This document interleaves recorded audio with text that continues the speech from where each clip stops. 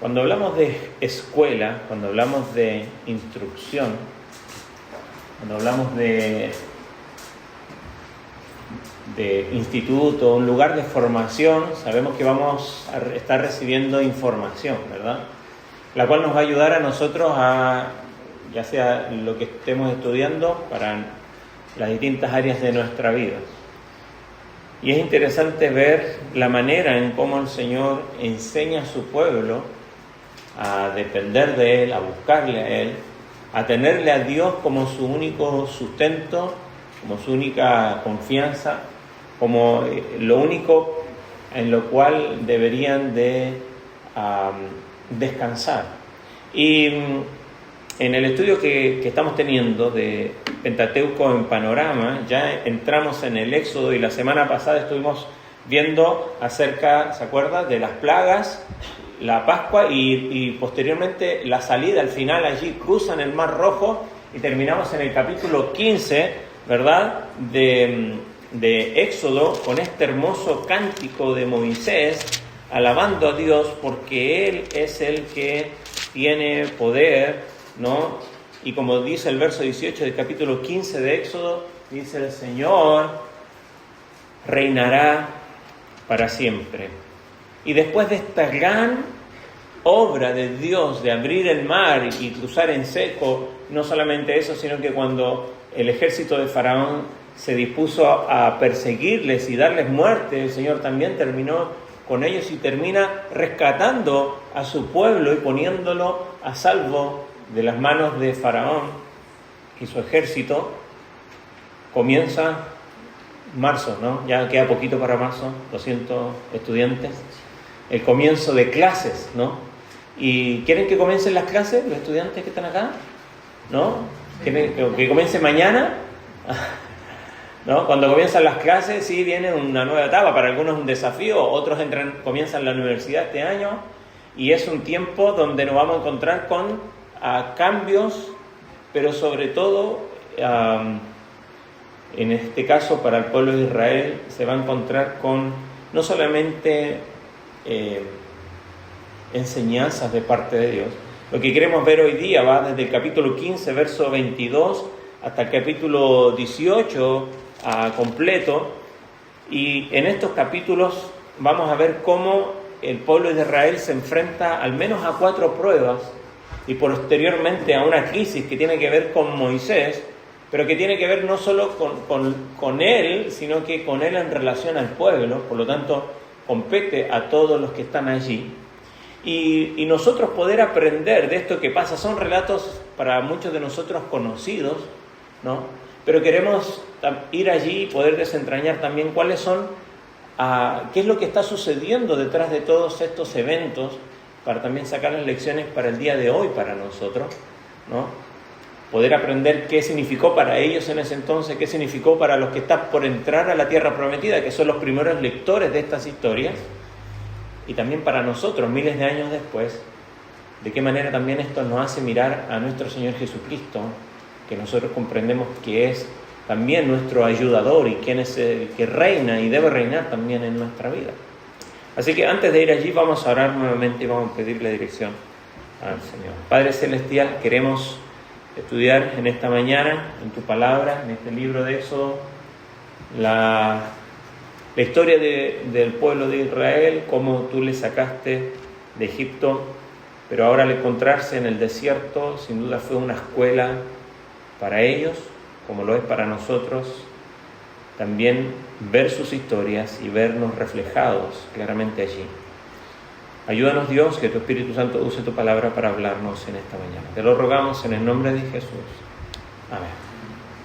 Dijimos que nos vamos a encontrar hoy con la escuela del desierto, 4 pruebas y una crisis aquí en estos relatos. Y vamos a la primera de ellas, que es este evento allí en el capítulo 15, verso 22. Vamos a dar lectura allí y ver qué es lo que pasa. Si alguno no conoce la historia, vamos a leer un poquito de ella. Dice así: Moisés hizo partir a Israel del Mar Rojo. Recuerden, salieron, están al otro lado, y salieron hacia el desierto de Sur.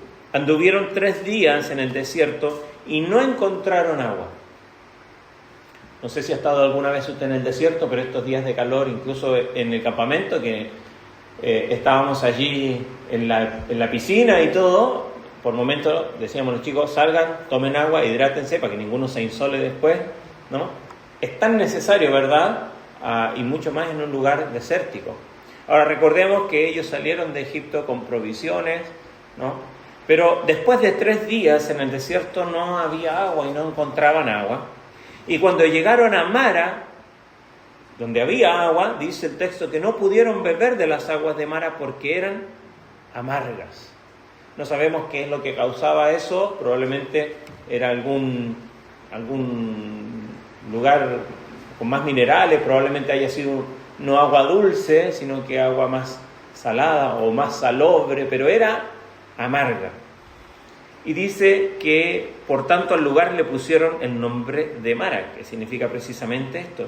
Ahora, ¿cuál es el resultado de esto? Fíjese que dice el texto. El pueblo murmuró contra Moisés, diciendo, ¿qué beberemos? Entonces Moisés clamó al Señor y el Señor le mostró un árbol.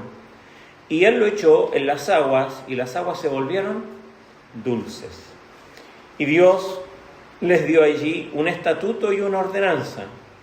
Y allí los puso a prueba. Y Dios le dijo, si escuchas atentamente la voz del Señor tu Dios y haces lo que es recto ante sus ojos y escuchas sus mandamientos y guardas todos sus estatutos, no te enviaré ninguna de las enfermedades que envié sobre los egipcios, porque yo el Señor soy tú, ¿qué dice ahí? Sanador. Entonces llegaron a Elim, donde había, ¿cuánto había? 12 fuentes de agua y 70 palmeras, y acamparon allí junto a las aguas. La primera prueba es la prueba de las aguas amargas en Mara. El contexto, como vimos recién, es de 3 días del cruce del Mar Rojo, y se encuentran allí 3 días sin agua, pero encuentran agua al final, pero esta agua es amarga y no se puede beber. Por lo tanto, la reacción, y es interesante, acá se sucede lo siguiente, el Señor está probando a su pueblo. Deuteronomio nos vuelve a recalcar, creo que es el capítulo 8, que nos dice que lo hice andar por el desierto para afligirte, para probarte, para saber qué había en tu corazón. Aunque ese texto habla más bien de todos estos 40 años que anduvieron en el desierto por la disciplina que Dios tuvo con ellos, aquí aún no hay desobediencia tácita por la cual el pueblo de Israel quedó 40 años vagando en el desierto. Aquí están recién saliendo, están viendo la mano de Dios, la protección de Dios. Dios está cuidando de su pueblo. Es la razón por la cual mandó a Moisés a Egipto para que sacara a su pueblo y le adorase, ¿se acuerda? ¿Y qué hacen ellos? Capítulo 15, le adoran, ¿verdad? Cruzan el mar y le adoran. Ya habrían celebrado la Pascua, pero ahora salen, adoran a Dios y están aquí y aún están así, muy... han pasado 3 días de haber cruzado el mar en seco. Pero lo interesante es que la reacción del pueblo ante el primer escollo en el camino es la murmuración, la queja. Y ante esto Dios podría haber obrado, quizás como ya fue, después de varias situaciones que vamos a ir viendo mientras estudiamos Éxodo, que al final Dios les disciplina y dice, esta generación no va a entrar en la tierra prometida, y por esa razón están vagando 40 años. Pero es interesante que ante cada prueba el pueblo responde con una queja, con murmuración, con mirar al pasado, y ya lo vamos a ver. Pero a pesar de eso, ¿qué hace Dios? Dios resuelve la situación. Dios cuida de los suyos. Y quizás esto nos hace pensar a nosotros, no estamos en un desierto, pero muchas veces nuestra vida se vuelve, ¿no?, casi como un desierto. Dificultades, incomodidades, situaciones y circunstancias difíciles en nuestra vida que parece que el Señor nos ha rescatado, nos ha dado salvación, pero parece que nos ha dejado en un desierto. Y pasan 3 días sin agua y entonces enseguida viene la queja y la murmuración contra Moisés, ¿no? Ahora, sin duda, y como lo mencionaba recién, Dios usa de estas pruebas para hacer notar, no tanto Dios sabe qué es lo que hay en el corazón, pero para poder mostrarle a su pueblo qué es lo que hay en su propio corazón, ¿no? La primera crisis aquí apenas después de la victoria, el pueblo murmura, Moisés clama y Dios muestra una solución, un remedio, ¿no? Y lo interesante aquí es que Dios usa las pruebas para revelar lo que hay en el corazón del creyente. Yo no sé cuáles son las pruebas que tú estás viviendo en tu vida. Ya sea, sabemos de algunas situaciones que estamos padeciendo, pero a veces eso es simplemente algo, ¿no?, que nos está afectando a cosas que nosotros no vemos desde afuera. Aún incluso a nosotros personalmente nos cuesta ver. Leíamos y estudiamos el Salmo 19 durante el campamento, y hay un versículo que a mí me hizo reflexionar mucho, y si lo quiere anotar ahí, pero el Salmo 19, ¿se acuerda qué es lo que dice? Los cielos cuentan la gloria de Dios, ¿verdad? El firmamento anuncia la obra de su mano. Está hablando el salmista de cómo las obras de Dios muestran quién es Dios, y después del verso 7, la ley de Jehová es perfecta, ¿verdad? Y también es la revelación especial de Dios. Pero llega un punto el salmista a decir esto. Verso 11. Además tu siervo es amonestado por ellos, la ley, en guardarlos salga en recompensa. Y se pregunta, ¿quién puede discernir sus propios errores? Absuélveme de los que me son ocultos. ¿Quién puede discernir sus propios errores? ¿Quién puede conocer lo profundo del corazón? ¿Qué dice Hebreos capítulo 4? La palabra de Dios es viva y eficaz, más cortante que espada de dos filos. Está hablando no solamente de la palabra, sino de Cristo, que es el verbo, que dice que discierne los pensamientos y las intenciones del corazón. Jeremías dice, el corazón es engañoso. ¿Quién lo conocerá? ¿Y cuál es la respuesta? Yo, Jehová, lo conozco. Y no es que el Señor no conocía el corazón de su pueblo y que iba a reclamar después de 3 días sin agua en el desierto, iba a murmurar y se iba a quejar. Pero resulta que a veces nosotros no logramos conocer nuestro propio corazón. No logramos poder darnos cuenta cuál es el verdadero problema en nuestro corazón. Vemos los síntomas, vemos la punta del iceberg, vemos nuestra conducta, nuestra reacción a ciertas cosas, pero no logramos muchas veces llegar a lo profundo de nuestro corazón y examinar nuestro corazón. Como dice también el salmista, ¿no? Examíname, Dios, y ve si en mí hay camino de perversidad. Muéstrame qué es el verdadero problema de mi corazón. Entonces, ¿qué hace Dios? Para que nosotros podamos darnos cuenta cuál es el verdadero problema de nuestro corazón.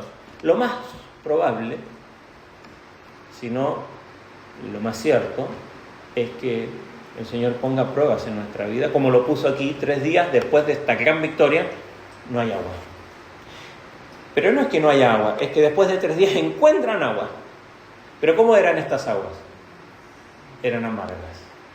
No era como yo quería, no era como yo esperaba, no era cuando yo quería. Y yo he estado pensando en este último semanas, preparando parte de esto, cómo el Señor usa nuestra incomodidad, ¿no? Cuando las cosas no salen como queríamos. Por poquito el campamento de jóvenes no se lleva a cabo, por distintas razones, de equipo y otras cosas, y ¿cómo hacemos ahora? Y gracias a Dios pudimos llevar adelante la actividad. Pero situaciones que no salen como nosotros esperamos, no se resuelven como nosotros queremos, no es en el momento que nosotros queremos. Y Dios usa las pruebas para revelar qué hay en nuestro corazón, pero no solamente eso, sino que para manifestarse a nosotros.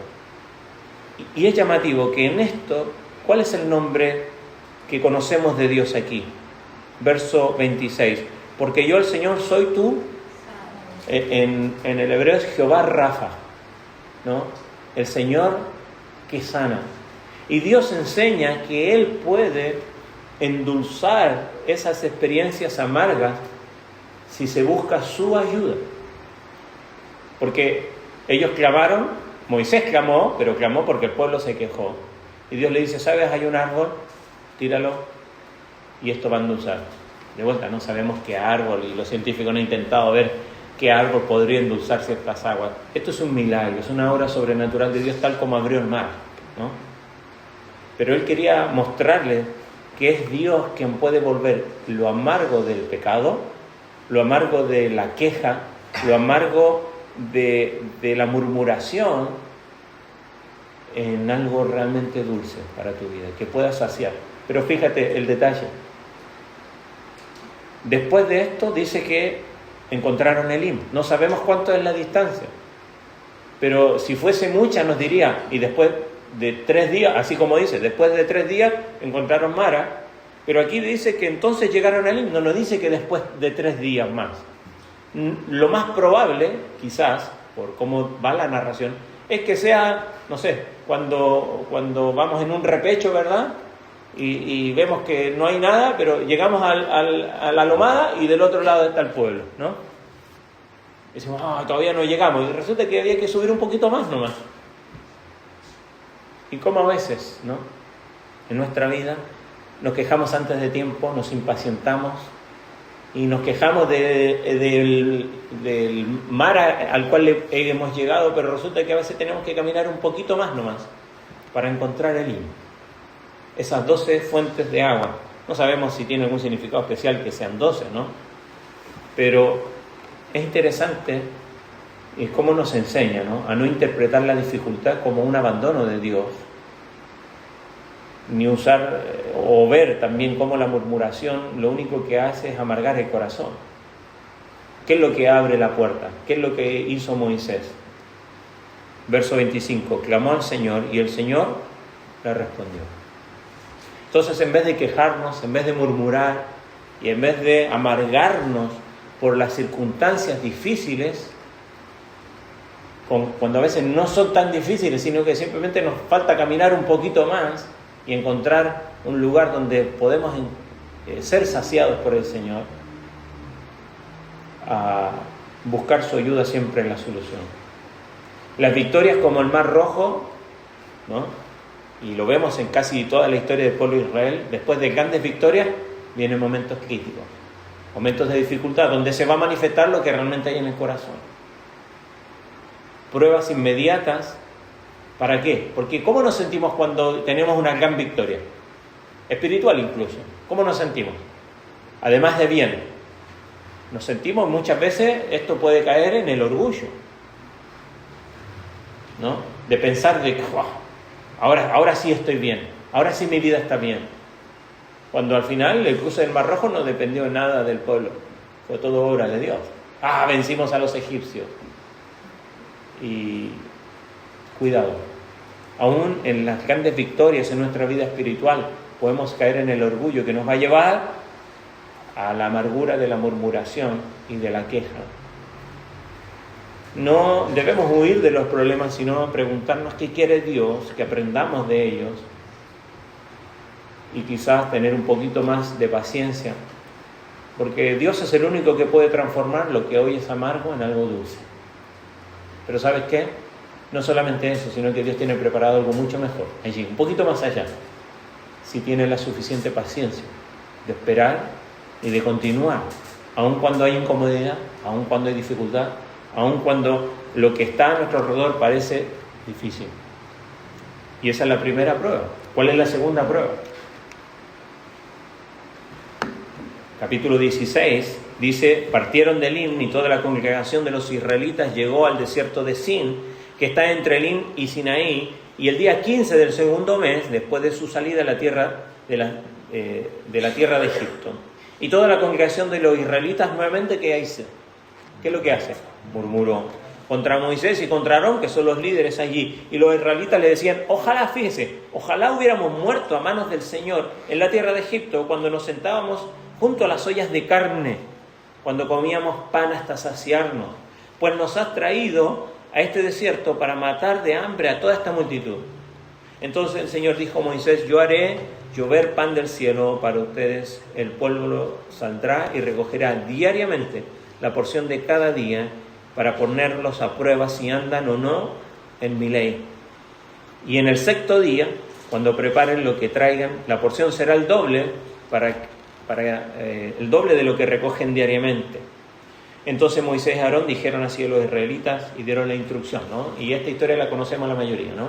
La provisión de Dios del maná. Y no solamente eso, sino que en verso 13 dice: por la tarde subieron las codornices y cubrieron el campamento, y por la mañana había una capa de rocío alrededor del campamento.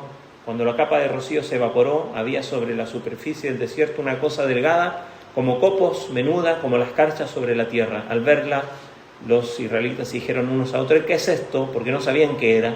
Es el pan que el Señor les da de comer. Les dijo Moisés: esto es lo que el Señor ha mandado. Cada uno recoja de él lo que vayan a comer. O sea, les dice: ¿saben qué? Dios les va a dar lo que ustedes necesitan. Y recojan lo que necesitan, no recojan más. Si recogen más, se les va a pudrir. Y en el sexto día, recojan el doble, porque al séptimo no van a salir. O sea, obedezcan las instrucciones de Dios. Ahora, esta segunda prueba viene de alguna manera condicionada por el hambre, ¿no? 3 días, no hay agua. Bueno, ahora nos hacíamos de agua, pero ahora ¿qué pasa?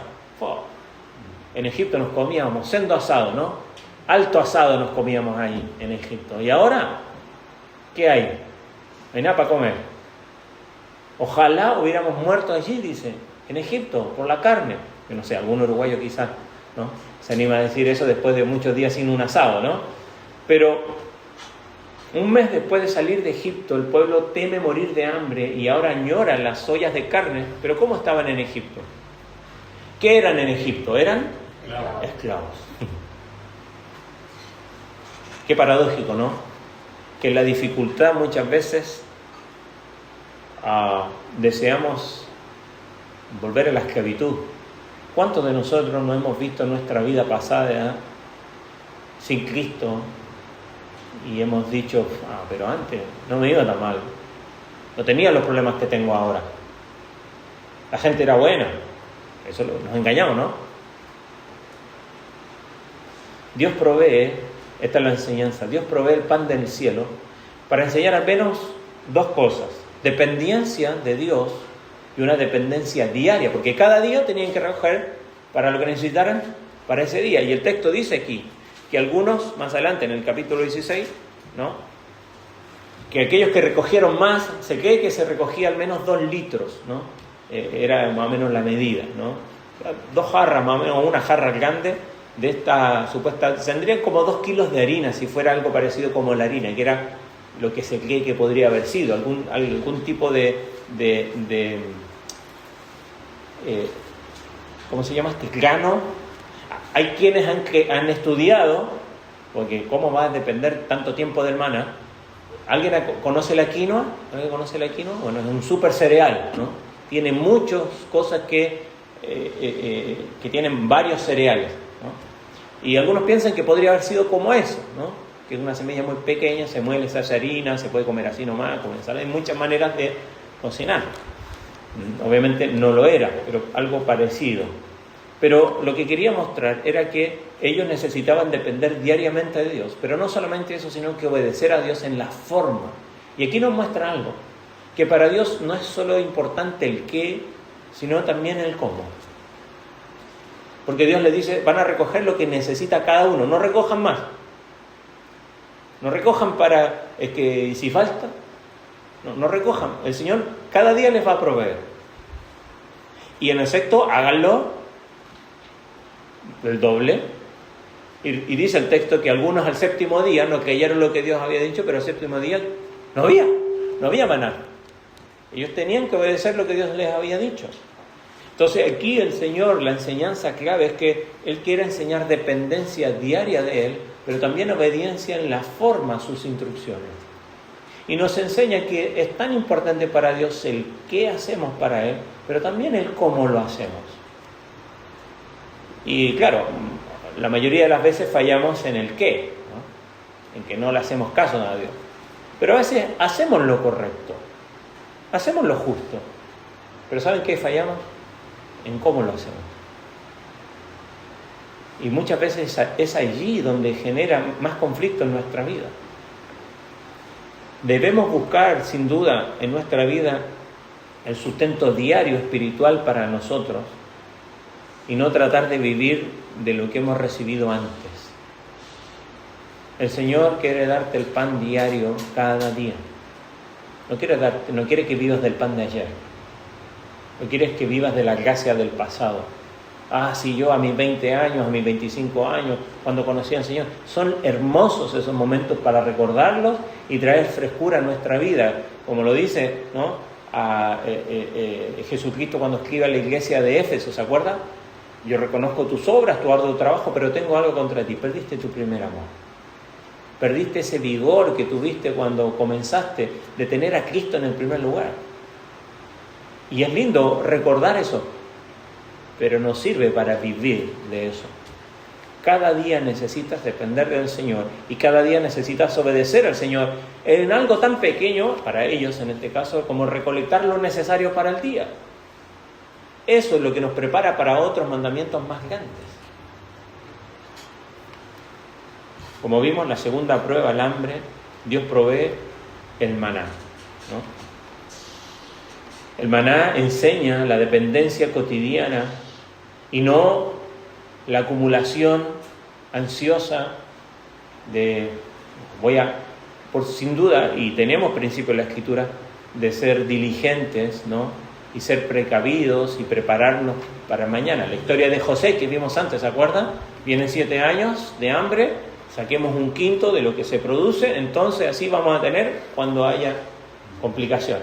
Hay principios allí, pero muchas veces empezamos a acumular ansiosamente, no solamente en lo material, a veces también en cosas que no se ven, pero aquí la queja es interesante, la queja idealiza el pasado, aun cuando en el pasado eran esclavos.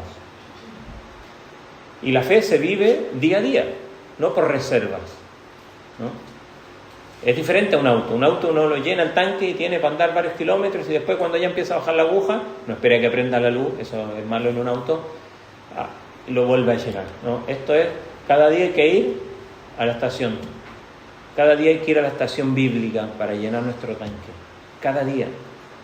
Y no añorar ese Egipto cuando Dios está proveyendo cada día para nosotros. Aprender a obedecer, aun cuando la provisión no sea lo que nosotros esperábamos, no sea como nosotros esperábamos. Depender del Señor en todo. ¿Lo haces?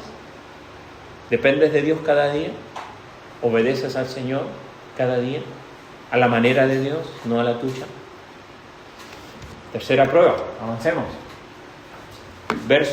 Capítulo 17, verso 1. Toda la congregación de los israelitas marchó por jornadas desde el desierto de Sin conforme al mandato del Señor y acamparon en Refidim nuevamente, y no había agua para que el pueblo bebiera. Entonces el pueblo discutió con Moisés y le dijeron: danos agua para beber. Como si pudiera comprarla, ¿verdad? Pero ellos se quejan: danos agua para beber. ¿Por qué discuten conmigo?, les dijo Moisés. ¿Por qué tientan al Señor? Pero el pueblo tuvo sed allí y murmuró el pueblo contra Moisés y dijo: ¿por qué nos has hecho subir de Egipto para matarnos de sed a nosotros y a nuestros hijos y a nuestros ganados? Y nuevamente clamó Moisés al Señor y dijo: ¿qué haré con este pueblo? Un poco más y me apedrearán. Entonces el Señor dijo a Moisés: pasa delante del pueblo, toma contigo alguno de los ancianos de Israel y toma en tu mano la vara con la cual golpeaste el Nilo y ve. Yo estaré allí delante de ti. Eso es lo clave aquí. Yo estaré allí delante de ti sobre la peña en Horeb. Golpearás la peña y saldrá agua de ella para que beba el pueblo. Y así lo hizo Moisés, y en presencia de los ancianos de Israel, y puso a aquel lugar el nombre de Masá y Meriba, porque por la contienda de los israelitas y porque tentaron al Señor diciendo: ¿está el Señor entre nosotros o no? Y eso fue lo que cuestionaron. La tercera prueba, la prueba de la sed en Refidim, el contexto: no hay agua, el pueblo, en lugar de confiar, porque fíjese, pasaron el Mar Rojo. El Señor, a pesar de encontrar aguas amargas, Él las endulzó y más allá les dio 12 fuentes de agua. Cuando tuvieron hambre, ¿qué hizo Dios? Dios proveyó el maná y codornices.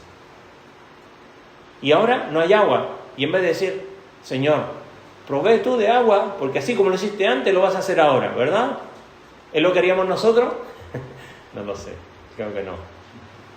creo que quizás nos quejaríamos igual que el pueblo.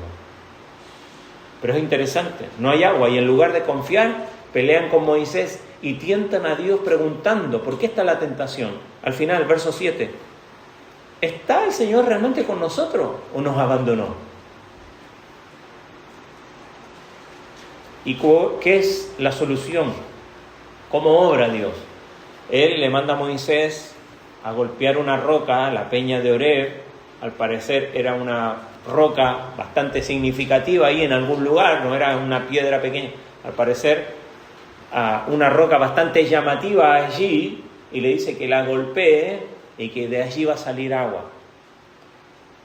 Como vemos, la crisis va escalando. El pueblo ahora no solamente se queja de que tiene sed o que tiene hambre, sino que ahora cuestiona la presencia de Dios en medio de ellos. Está cuestionando que Dios está con ellos. ¿Y qué hace Dios? Dios da agua de la roca a pesar de la incredulidad de su pueblo. ¿Se da cuenta de esto? ¿Se da cuenta? El pueblo se queja y Dios le da. El pueblo se vuelve a quejar que tienen hambre y Dios le da de comer. El pueblo se queja ahora de que tienen sed y que parece que Dios no está con ellos y Dios les da agua. ¿Qué habla a ti toda esta situación acerca de Dios? ¿O cómo es Dios? El lugar quedó marcado con esta advertencia, con estos nombres, Masá y Meriba, que significan prueba y contienda, ¿no? Se les llamó. Pero fíjese, aquí hay algunas aplicaciones y enseñanzas para nosotros. Porque el pueblo de Dios ha visto a Dios en medio de ellos, ¿sí o no? Y el texto nos dice que Dios iba con ellos en el día de forma de nube para cubrirlos del sol en el desierto, y en la noche como una columna de fuego para iluminarlos y probablemente también traer calor allí en el desierto en la noche. Pero resulta que ven una dificultad que no es menor, sin duda, ¿no? Agua, el agua es vital, ¿no? No es algo accesorio. El agua es vital, ¿no? Para la vida, para poder sobrevivir, para la redundancia. Pero es interesante que muchas veces actuamos igual que el pueblo de Israel, que empezamos a exigir pruebas a Dios cuando Él ya ha mostrado su fidelidad a nosotros un montón de veces, no una, muchas veces. Y cuando ahora la situación va escalando y es más complicado y más difícil, le exigimos pruebas a Dios si realmente está con nosotros o no. Ahora, lo hermoso de Dios en esto es que Él provee de lo que su pueblo necesita, a pesar de su incredulidad, a pesar de su queja. Pero esto no siempre elimina la dureza del corazón de su pueblo. Dios es paciente, pero la incredulidad, que la incredulidad es pecado, es una falta. ¿Se acuerda? Hebreos capítulo 3, el escritor dice: tened cuidado de tener un corazón duro de incredulidad como vuestros padres en el desierto. ¿Qué pasa con un corazón duro? ¿Qué pasa cuando las arterias se endurecen? ¿No? Porque es la palabra ahí, ¿no? Cardiasclerosis es en el griego, en el hebreo, en el libro de Hebreos. El corazón se vuelve insensible y deja de funcionar como debería, ¿no? Se forman callosidades. Entonces Dios nos quiere hablar, nos quiere mostrar su amor, y resulta que ya el corazón está tan duro de incredulidad que no podemos responder al llamado o a la voz de Dios. Entonces esta prueba aquí, sin duda la roca, ya lo vamos a ver al terminar, ¿no? Pero la roca puede ser considerada un tipo de Cristo que es herido por nosotros para que dé el brote esa agua viva que necesitamos, ¿no? Entonces la inquietud y la ira suelen ser síntomas muchas veces de esa falta de comunión con Dios. Ellos dijeron, Dios está con nosotros, y aunque Él estaba presente, una cosa es que Dios está presente. ¿Cuál es la característica, ¿no?, de Dios, ¿no?, de que Él está presente en todo lugar? ¿Cómo se llama eso? Su omnipresencia. Eso es una realidad. Entonces no podemos decir si Dios está con nosotros. Él está presente. El asunto, ¿estamos nosotros con Él? ¿Estamos cercanos a Él? Él siempre está cercano, pues lo estamos nosotros. Y la inquietud y la ira, como son manifestadas aquí, suelen ser síntomas de esa falta de comunión con Dios. Dios es misericordioso y provee incluso cuando su pueblo es ingrato con Él, cuando su pueblo es incrédulo, pero la incredulidad lo único que hace es endurecer el corazón. Así que cuidado cuando ves en tu vida situaciones y piensas, ¿será que Dios está conmigo? Porque mira lo que me pasa, parece que me abandonó. ¿Será que está conmigo? Cuidado, avancemos, nos queda poco. Un conflicto, cuarta prueba, guerra allí contra los amalecitas, capítulo 17, verso 8. Entonces vino Amalec y peleó contra Israel en Refidim. Y Moisés dijo a Josué, escógenos hombres y sal a pelear contra Amalec. ¿No? ¿Se acuerda Josué? Era el general allí, de ejército. Mañana yo estaré sobre la cumbre de la colina con la vara de Dios en mi mano. Y Josué hizo como Moisés le dijo y peleó contra Amalec. Moisés, Aarón y Hur subieron a la cumbre de la colina. No sabemos quién es Hur, probablemente haya sido el esposo de María o Miriam, la hermana de Aarón. Y esto es lo que acontece. Sucedía que mientras Moisés tenía en alto su mano, Israel prevalecía, o sea, iba ganando la batalla. Y cuando dejaba caer las manos, prevalecía Amalec. Pero las manos, obviamente, de Moisés se le cansaban. Entonces tomaron una piedra, sentaron a Moisés allí, y Aarón y Hur sostenían las manos de él de un lado y del otro, y así tuvieron firmes hasta que se puso el sol, y Josué deshizo a Amalec y a su pueblo a filo de espada. Pudieron ganar esa batalla allí. Entonces la cuarta prueba es la prueba aquí del conflicto, de la guerra con los amalecitas. Y ellos atacan por la retaguardia a Israel, donde estaban los más débiles.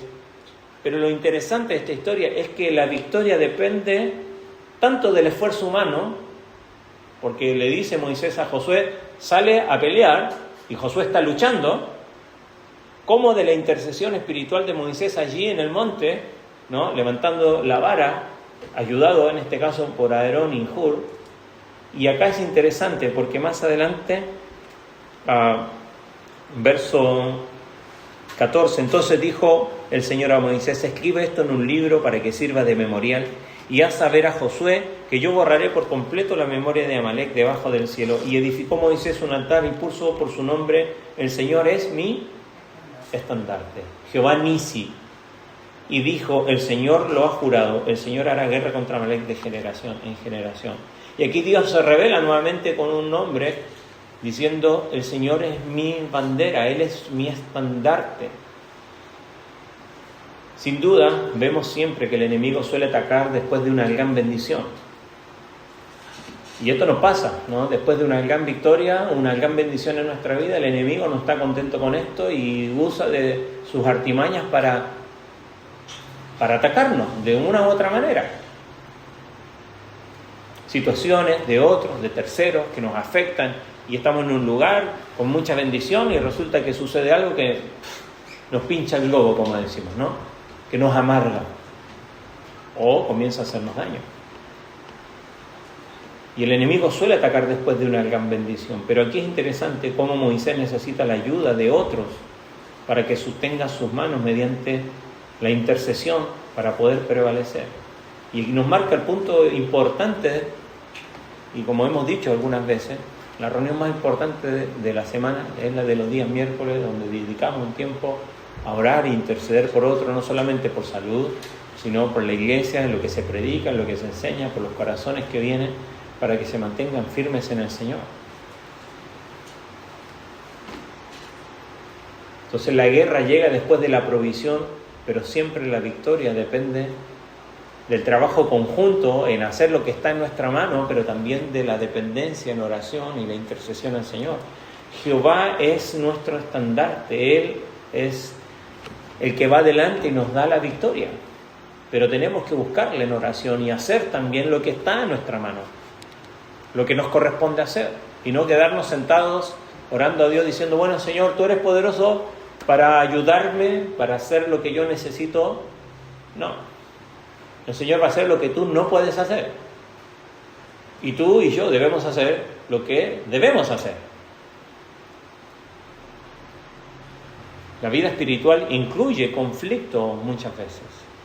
No te sorprendas cuando hay algún conflicto en tu vida. La vida del creyente incluye conflictos. No son pocos, incluso en el Nuevo Testamento los vemos. Hay conflictos entre Pablo y Pedro en algún momento, entre Pablo y Juan Marcos, ¿se acuerdan? Que después dice, no, Juan Marcos no, después de la primera experiencia, no. Pero después más tarde parece que se restablece y dice, manden a Marcos, que es útil para mí, es de bendición. ¿Se pueden arreglar las cosas, los conflictos? Claro que se pueden arreglar. ¿De qué manera? Bueno, orando, ¿no? Y abordándolos. Pero la vida espiritual incluye conflicto. Y la victoria se sostiene en oración y en comunidad, con la ayuda de otros. Nadie vence solo, sino que es posible acompañado. Yo no sé cuál es la lucha que estás padeciendo o en lo que estás viviendo ahora del todo, en lo personal, pero sabes, te digo una verdad, necesitas ayuda. Solo no puedes. Necesitas a alguien que levante tus manos. Y necesitamos ser lo suficientemente humildes, dejar nuestro orgullo de lado para poder aceptar esa ayuda. Yo sé que es coloquial la respuesta, pero la mayoría de las veces cuando preguntamos cómo estamos, bien de bien. Tampoco es para ponernos a llorar, no, estoy re mal, necesito ayuda. No, pero, ¿sabes? Puedes contar. Hay gente preparada para eso, hay hermanos espirituales. Tenemos una reunión para eso. Tienes tu familia si te acompaña. No menosprecies la ayuda que Dios te quiere dar por medio de otros, ¿no? Moisés dice, no me toques, yo solo, ¿no? Estaban 2 hombres ahí sosteniendo sus manos para que pudiera prevalecer el pueblo. Y por último, la crisis, que si bien puede ser personal, habla también de la comunidad. Porque llega un punto, en capítulo 18, cuando Jetro visita, Jetro es el suegro de Moisés, el sacerdote de Madián, y lo visita, no vamos a leer todo el texto, pero dice allí,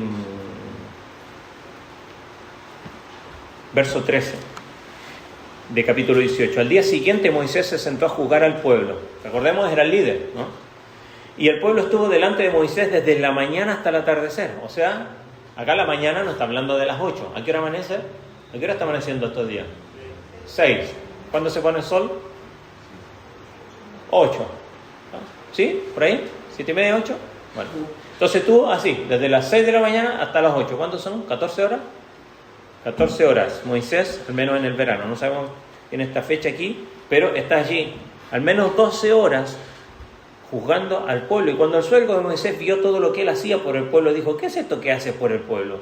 ¿Por qué juzgas tú solo y todo el pueblo está delante de ti desde la mañana hasta el atardecer? Y Moisés respondió a su suegro, porque el pueblo viene a mí para consultar a Dios. Cuando tienen un pleito, vienen a mí y yo juzgo entre uno y otro, dándoles a conocer los estatutos de Dios, sus leyes. Y el suegro de Moisés le dice, no está bien lo que haces. Con seguridad desfallecerás tú y también este pueblo que está contigo, porque el trabajo es demasiado pesado para ti. No puedes hacerlo tú solo. Escúchame, yo te aconsejaré y Dios estará contigo. Sé tú el representante del pueblo delante de Dios y somete los asuntos a Dios. Entonces enséñale los estatutos y las leyes y hazles saber el camino en que deben andar y la obra que deben realizar. Además escogerás de entre todo el pueblo hombres capaces, temerosos de Dios, hombres veraces que aborrezcan las ganancias deshonestas, y los pondrás sobre el pueblo como jefes de 1000, de 100, de 50 y de 10, y que sean ellos los que juzguen. Entonces vemos acá un ejercicio práctico acerca del liderazgo. Y se pone personas que estén a cargo de 10, y cuando haya un problema entre esos 10, vayan a él y lo resuelvan allí. Si no lo pueden resolver allí, vayan al que está a cargo de los 100. Si no lo pueden resolver allí, bueno, vayan al que está, como dice allí, a cargo sobre los de 1000. Y si no, bueno, que te lo traigan a ti. Pero tienes 3 al menos instancias antes para que se pueda resolver. ¿Por qué? Porque tú no lo puedes hacer todo. Y yo me doy cuenta. Hoy día en la mañana estuvimos ahí haciendo un montón de cosas. Y necesitamos ayuda. Aquellos que estamos en el liderazgo. Y nuestra iglesia necesita. Hay hombres, yo agradezco a aquellos que por años han estado aquí ayudando. Este miércoles pudo enseñar Daniel, estuvo enseñando aquí en la reunión de oración. Y esto se tiene que ir acrecentando y de ir formando hombres que puedan ayudar. Pero esto no sienta un principio. Por supuesto, que cuando nos queremos hacer cargo de todo, vamos a terminar agotados. Y esto habla del liderazgo en una iglesia, incluso en la familia, aún incluso en nuestra propia vida. Habla de lo mismo que decíamos recién, que necesitamos ayuda de otros. Para eso, en este caso, le dice, debe formarlos, ¿no? Pero Dios es un Dios de orden y desea que ante esto no termine mal la situación, sino que tener la suficiente humildad para aceptar el consejo de otros y delegar con sabiduría tareas que a veces queremos hacerlo nosotros, porque sabemos hacerlo bien, porque simplemente no confiamos en los demás. Y esto me ha tocado mucho en lo personal a mí, y le pido oración para que Dios me ayude a tomar decisiones prácticas en cuanto a esto. Pero aquí la aplicación sin duda es que Moisés pensaba que él era indispensable para cada decisión. ¿Cuántas veces obramos así? ¿Cuántas veces creemos que somos indispensables para todo? No, yo lo hago. No lo vas a poder hacer todo, al menos no bien. Quizás lo haces, pero bien no va a salir, porque no podemos hacer todo bien. Entonces, delegar en personas capaces es la tarea. Pedir ayuda en nuestra propia familia. Poner a nuestros hijos a hacer cosas que nosotros hacemos, pero enseñarles, instruirles.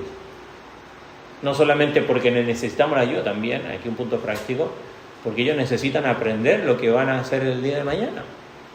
Si no les enseñamos hoy, van a ser inútiles más adelante. Y después los padres se quejan, y fue nuestra irresponsabilidad el hacerles todo el tiempo. Delegarles, enseñándoles. También nos enseña acerca de las prioridades, ¿no? Y de la flexibilidad que es necesario cuando no siempre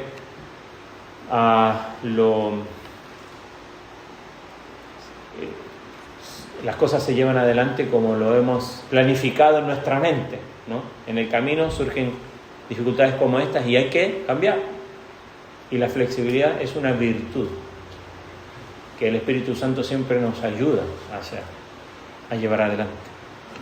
Entonces, todas estas pruebas y crisis sin duda fueron para mostrar al pueblo su corazón, a Moisés también, su falta de confianza en otros o su idea de que es indispensable, pero también trayéndolo a nosotros hoy día, de qué manera cada una de estas situaciones nos hace pensar en cómo Cristo es la solución a cada una de estas circunstancias.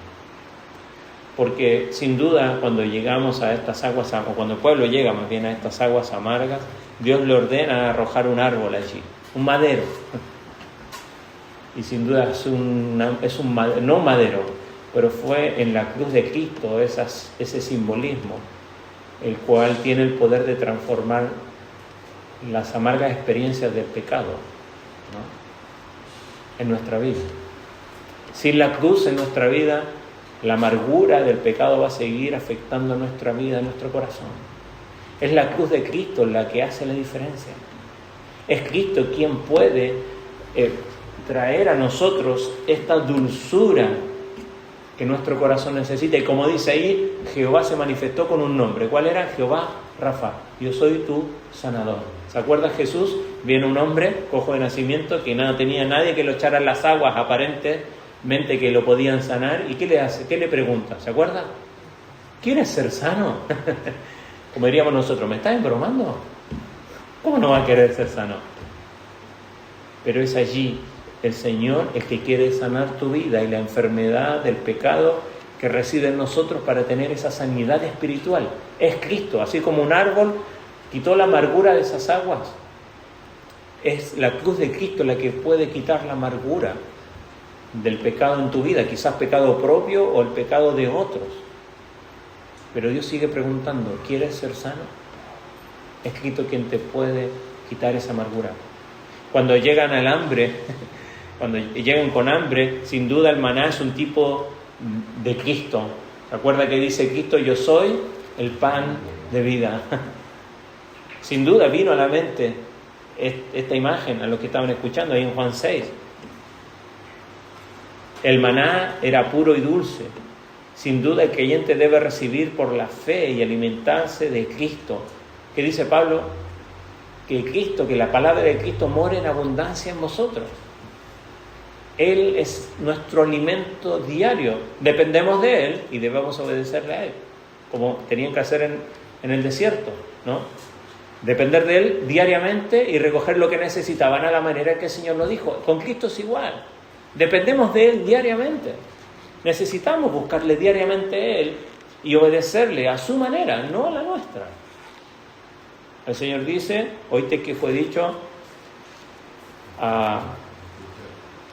y comienza, ¿no? Capítulos 5, 6 y 7 de Mateo, con un montón de instrucciones. No matarás, no cometerás adulterio, que debes amar a tus amigos. Yo les digo, deben amar a sus enemigos, a la manera de Cristo. Cuando llegan a la roca y no hay agua, Pablo en 1 Corintios 10 dice, cuando cita de este evento, ¿no? Dice, porque esa roca era Cristo, mismo Pablo lo interpreta, ¿no? Por eso entendemos que Cristo es esa peña de Oreb. Y Cristo fue herido en el Calvario, como fue golpeada esta roca, por nuestras rebeliones. Y de su sacrificio brota esa agua viva que está simbolizada en el Espíritu Santo. Cuando dice, yo me voy, pero no los dejo solos. El Espíritu viene a ustedes para darles aquello que necesitan cuando yo ya no esté. Cuando el pueblo encuentra en guerra con Amalek, vemos que la intercesión de Moisés allí en la montaña nos ilustra la imagen de Cristo como nuestro sumo sacerdote intercediendo por nosotros ante el Padre como eterno intercesor. Y nosotros tenemos una lucha, pero no es una lucha contra sangre y carne, dice Efesios, sino una lucha espiritual. Y Cristo garantiza esa victoria porque Él vive siempre para interceder por los suyos, dice la Escritura, manifestando que Él es nuestra bandera, Él es nuestro estandarte. Él es el que nos da la victoria. Y sabes, cuando tienes conflicto, recuerda que Cristo ya venció, que la victoria ya ha sido ganada por Jesucristo. Y finalmente, sin duda, la crisis de Moisés por el agotamiento del liderazgo señala, sin duda, la necesidad de un mediador mejor que Moisés, un mediador perfecto. Mientras Moisés era un líder frágil, ¿no? Aunque era un gran hombre, pero que necesitaba la ayuda humana y delegar para no sucumbir ante el peso de la tarea, Cristo es un mediador superior que Moisés, que sostiene a su iglesia con su poder, proveyendo no solamente la victoria, sino que la sabiduría a través del Espíritu Santo, proveyendo todo lo que tú y yo necesitamos.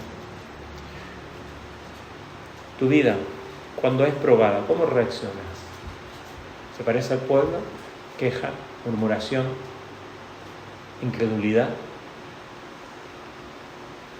Que el Señor nos ayude a examinar nuestro corazón y ver la enseñanza que tiene para nosotros y ver que Cristo, sin duda, es la solución a todas estas pruebas que nos enfrentamos en la vida, que podemos aprender y ver también a Dios, que a pesar de todas nuestras quejas, que a veces de nuestra murmuración y los conflictos donde somos vencidos a veces, el Señor igual nos muestra su gracia, proveyendo, dando salida, calmando nuestra sed, trayendo ayuda cuando la necesitamos. Y esto nos debe motivar al agradecimiento a Dios, pero sobre todo a la búsqueda de Dios y nuestra dependencia de Él diaria. Sin duda, cuando vemos aquí que estamos en esta escuela en la cual el Señor nos ha puesto, piensa, ¿no? Dios es el que sana lo amargo, Dios es el que enseña dependencia diaria, Dios es el que prueba la fe en su presencia, Dios es el que da la victoria mediante la intercesión y la unidad, Dios es el que forma líderes que saben delegar. Entonces, en vez de murmurar, ora al Señor. En vez de acumular el maná, confía cada día en el Señor. En vez de tentar a Dios, recuerda su fidelidad. En vez de luchar solo, busca ayuda para que te intercedan por ti también, y en vez de cargar con todo, aprende a delegar. El desierto no es un castigo, es una escuela, es un aula. Y Dios usa esas pruebas para formar un pueblo que confíe en Él, y líderes, en el caso de Moisés, que puedan servir bien. Para nosotros es igual. Es una escuela para que podamos aprender y el Señor nos pueda seguir formando conforme a la imagen de nuestro Señor Jesucristo. Amén. Amén. Vamos a ponernos en pie y vamos a orar.